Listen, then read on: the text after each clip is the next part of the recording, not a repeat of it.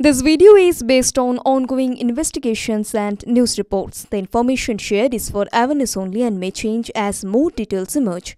Viewer discretion is advised. Top quality और consistent performance के लिए सिर्फ सिल्वर पंप्स नाम याद रखना।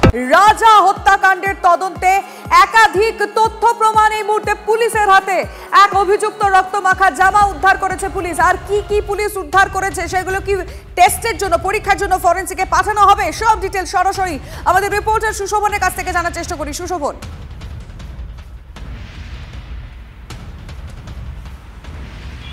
দেখো, ঘটনাস্থলে পুলিশ যায় এবং সেখান থেকে রক্তমাখা জামা যেমন উদ্ধার হয়েছে, রেনকোট উদ্ধার হয়েছে, একখানা ভাঙা মোবাইল উদ্ধার হয়েছে।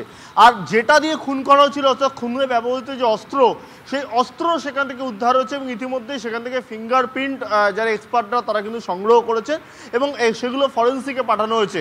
তার কারণ যারা ইতিমধ্যে গ্রেপ্তার হয়েছে তাদের সঙ্গে কিন্তু ফিঙ্গারপ্রিন্ট মেলানো হবে এবং তারা যে ওই ঘটনাস্থলে ছিল সেই ঘটনাস্থলে থাকার কিন্তু প্রমাণ দরকার।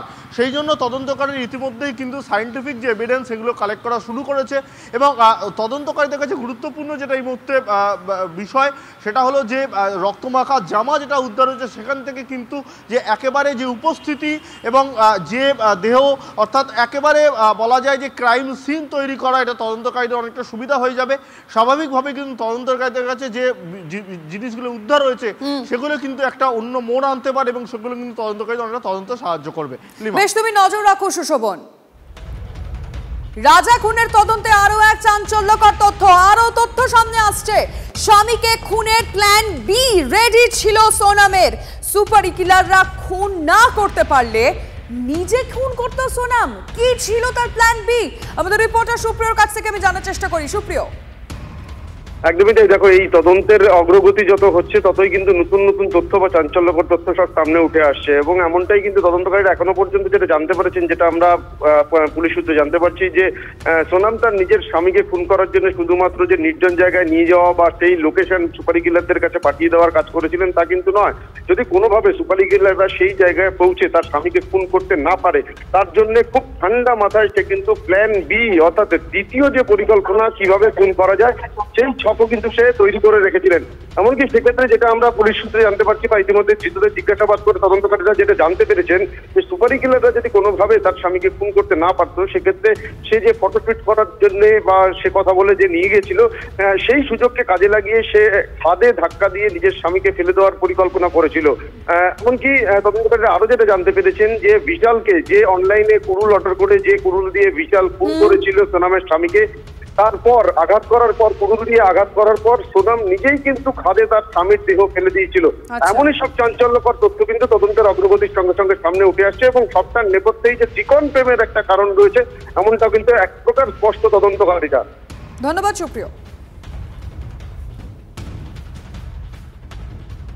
মাঝরাতে সোনামকে নিয়ে গুয়াহাটি থেকে শিলংয়ে পৌঁছেছে মেঘালয় পুলিশ।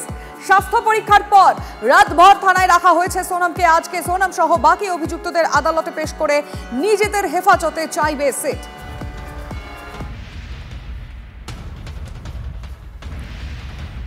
রাজাকে খুনের পর কোথায় ছিল সোনাম? চাঞ্চল্যকর তথ্য পুলিশের হাতে।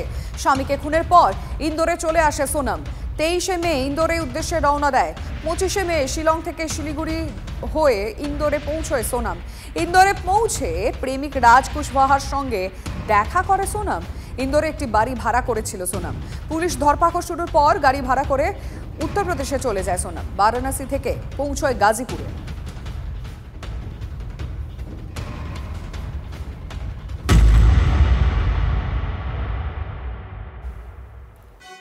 এবার একটু শ্বেতার দিকে নজর রাখা যাক। পানিহাটির তরুণী নির্যাতনে অভিযুক্ত শ্বেতা খানের মেয়েকে উদ্ধার করলো পুলিশ। এই মুহূর্তের আরো একটা বড় খবর, কলকাতার এক পরিচিতের বাড়ি থেকে উদ্ধার করা হয়েছে শিশুকন্যাকে। মেয়েকে পরিচিতের বাড়িতে রেখে গা ঢাকা দিয়েছে শ্বেতা। শ্বেতার সঙ্গে পালিয়েছে তার ছেলে আরিয়ান। এই মুহূর্তে জানিয়ে রাখতে চাইবো বড় খবর।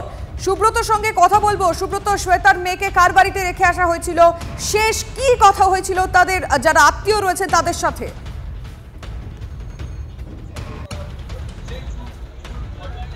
দেখো এখনো পর্যন্ত যেটা জানা যাচ্ছে যে যেদিন থেকে শ্বেতা এবং আরিয়ান দুজনে পলাতক হয়েছিলেন এবং তাদেরই কলকাতার কোনো পরিচিত আত্মীয় তাদের বাড়িতে তার কন্যা সন্তানকে সেখানে রেখে কিন্তু গা ঢাকা দিয়েছিলেন এই শ্বেতা এবং তার ছেলে আরিয়ান খান, এবং এরপরেই কিন্তু পুলিশ তদন্তে নেমে একাধিকবার তার ফ্ল্যাটের চারিদিকে তল্লাশি চালিয়ে যেমন নির্যাতিতার কাটা চুল উদ্ধার করা হয়েছে এবং তা ফরেন্সিকে পাঠানো হয়েছে, পাশাপাশি আদালতের থেকে নির্দেশ নিয়ে তার ফ্ল্যাট খোলে সেখানে তদন্ত চালানোর যে মঞ্জুরি সেই মঞ্জুর কিন্তু নিয়েছেন, এবং পাশাপাশি আজ সকালে বাঁকড়া তদন্তের কেন্দ্রের তরফ থেকে শ্বেতা খানের মা অর্থাৎ শ্বেতা খানের বাড়ির অনতি দূরে যে থাকেন তাকে আজকে আটক করে নিয়ে যাওয়া হয়েছে জিজ্ঞাসাবাদের জন্য। এবং সূত্র মারফত আরও জানা যাচ্ছেন যে শ্বেতা যখন ঘটনা ঘটে তখন কিন্তু তার মায়ের বাড়িতেই ছিল এবং সেখানে খবর পেয়ে এবং তার মা তাকে টাকা এবং চাবি দেয়, সেখান থেকে পালাতে সাহায্য করে বলে জানা যাচ্ছে। এই সম্পূর্ণ বিষয়টাই পুলিশ তদন্তের মধ্যে রেখেছেন এবং নানান দিক তারা খতিয়ে দেখছেন, এবং গতকালই শ্বেতার যে ছোট মেয়ে রয়েছেন অর্থাৎ দ্বিতীয় পক্ষের যে মেয়ে সেই মেয়েকে তারা কলকাতার পরিচিতের বাড়ি থেকে তাকে নিয়ে আসা হয়েছে, এই মুহূর্তে ডোমজুর থানায় রয়েছে এমনটাই জানা যাচ্ছে। অন্যদিকে আদালতের নির্দেশে আজকে বাড়ির যে কোনো সময় তালা ভেঙে শ্বেতার যে ফ্ল্যাট সেই ফ্ল্যাটে কিন্তু তদন্ত চালাবে এবং সেখান থেকে একাধিক তথ্য উঠে আসবে বলেই এমনটাই অনুমান করছে পুলিশ। দেখা যাচ্ছে সেই ফ্ল্যাট থেকে কি কি পাওয়া যায়। আপাতত ধন্যবাদ তোমায়। 5 দিন পর এখনো অধরা পানিহাটির তরুণী নির্যাতনে অভিযুক্ত আরিয়ান শ্বেতা। আজ হাওড়ার বাঁকড়া শ্বেতার যে ফ্ল্যাট সেই ফ্ল্যাটে তল্লাশি চালাতে পারে পুলিশ। অভিযুক্তের ফ্ল্যাটে তল্লাশির অনুমতি ইতিমধ্যেই পুলিশ পেয়ে গিয়েছে।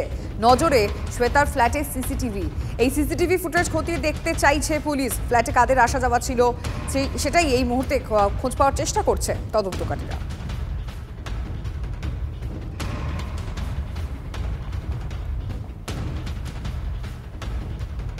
এই মুহূর্তে আরো একটা বড় খবর আসছে। এই মুহূর্তের আরো একটা বড় খবর, পানিহাটির তরুণী নির্যাতনে পলাতক শ্বেতা খানের মাকে জিজ্ঞাসাবাদের জন্য আটক করল পুলিশ। পানিহাটির তরুণী নির্যাতনে পলাতক শ্বেতা খান তার মাকে জিজ্ঞাসাবাদের জন্য পুলিশ আটক করেছে। যেখানে বাঁকড়ায় শ্বেতার ফ্ল্যাট, যে ফ্ল্যাটে তল্লাশি চালাবে পুলিশ, সেই ফ্ল্যাটের পাশেই কিন্তু বাড়ি রয়েছে শ্বেতার মায়ের। তাই তার মা কি কি জানেন সেটা জানা এই মুহূর্তে খুবই গুরুত্বপূর্ণ। কোথায় কোথায় তার মেয়ে যাতায়াত ছিল, এখন কোথায় রয়েছে, সেটা কোনো রকম কোনো ক্লু পাওয়া যাবে কিনা সেটা পুলিশ জিজ্ঞাসাবাদ করেই কিন্তু বুঝতে পারবে। এই মুহূর্তে আরও একবার জানিয়ে রাখতে চাইছি, পানিহাটি তরুণী নির্যাতনে মূল অভিযুক্ত শ্বেতা খান, যাকে এখন অবধি খুঁজে পাওয়া যাচ্ছে না, তার মাকে জিজ্ঞাসাবাদ করবে পুলিশ। ইতিমধ্যেই আটক করেছে তাকে।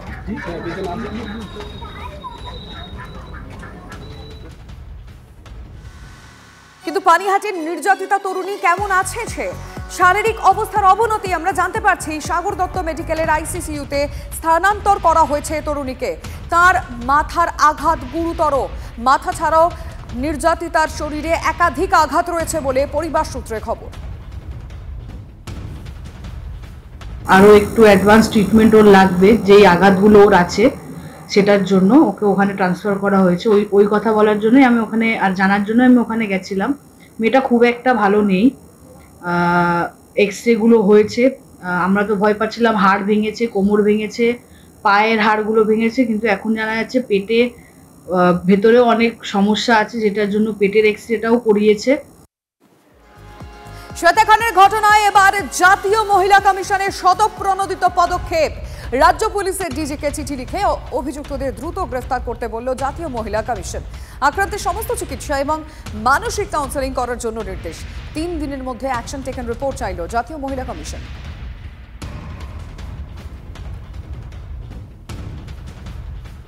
একটি মেয়ে সে চাকরি চাইতে গিয়ে 6 মাস ধরে তাকে ওইভাবে রাখা হলো, পুলিশ দেখতে পেল না।